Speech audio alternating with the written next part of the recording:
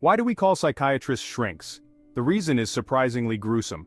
According to statistics provided by the National Institute of Mental Health in 2022, roughly 30 million US adults had received some kind of psychological treatment in the previous year.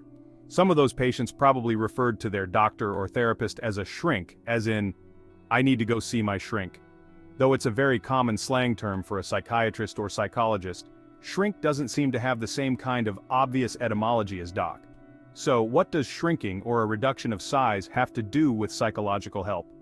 If you found the origin of the term shrink intriguing, don't forget to like, subscribe, and share this video with your friends. The origin of shrink. Shrink, as a noun, hasn't been around for very long. The Oxford English Dictionary dates the first printed mention to 1966, when author Thomas Pynchon used it in his satirical novel, The Crying of Lot 49. Pynchon wrote of the protagonist's counselor Dr. Hilarious, her shrink or psychotherapist. Where did Pynchon hear it? The OED references a possible origin of shrink as an abbreviation of head shrinker, a colloquial term it traces to a 1950 Time magazine article about William Boyd, the 55-year-old actor who portrayed popular Western hero Hopalong Cassidy.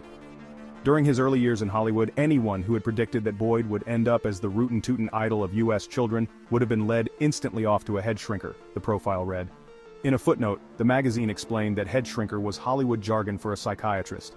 It seemed as though editors weren't confident that readers would know what the term was referring to, an indication it wasn't part of the wider public lexicon. How head shrinker wound up being film industry shorthand for therapist is open to speculation.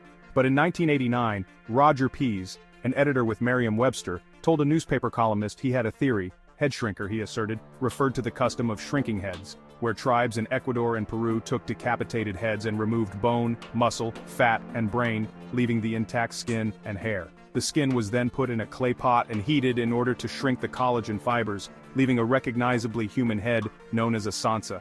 These preserved heads were believed to harbor spiritual energy. Psychiatrists could be thought of as head shrinkers not because they reduced a patient's physical size but because they reduced the ego. It might also be because they can shrink a person's problems down to something manageable. Obviously, not everyone seeking mental health counseling is in need of an ego reduction.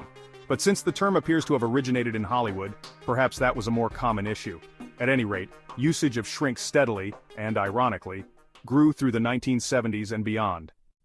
Is shrink offensive to therapists? Calling a police officer a cop is generally a pretty neutral label. While informal, it's not widely considered offensive. Calling them a pig is another story. So where does shrink fall on the slang spectrum? Writing for Psychology. Today in 2012, Dr. Ronald Riggio grappled with the question. There are enough negative connotations to the word shrink that make it a turnoff to many psychologists, and it seems to be particularly inapplicable and maybe even offensive to psychologists who aren't involved in psychotherapy, such as industrial organizational psychologists, Riggio wrote. But as with many nicknames, it could actually be used as a way of making an informal connection, a sort of term of endearment. Shrink, he wrote, might be closer to a common and often negative slang term for lawyer a shark. A psychiatrist is a medical doctor, holding either an MD or DO, who specializes in mental health treatment and is licensed to prescribe medication. Because their focus often includes medication management, they may see patients less frequently, such as monthly or bi-monthly. A psychologist typically holds a PhD, PsyD, or EdD, and treats mental health conditions through talk therapy and other psychological methods. While they generally cannot prescribe medication, some states allow it with additional training. Psychologists often meet with patients more regularly, such as on a weekly basis. A psychotherapist is a professional with credentials such as a licensed clinical social worker or licensed mental health counselor. Their approach often centers on talk therapy, helping individuals navigate emotional and psychological challenges. The term therapist is broad and can refer to professionals across various specialties. This includes mental health clinicians, marriage and family therapists, and even physical therapists. The title alone doesn't specify the exact field or method of treatment. A social worker has completed undergraduate and/or graduate studies in social work. In counseling settings, they often emphasize the role of environmental and external factors in shaping a person's mental health and well-being. It's possible shrink was originally intended to be similarly derogatory, but not for the professionals. As the term was used more frequently in the 1970s and beyond, the idea of seeking help for mental health was still somewhat stigmatized.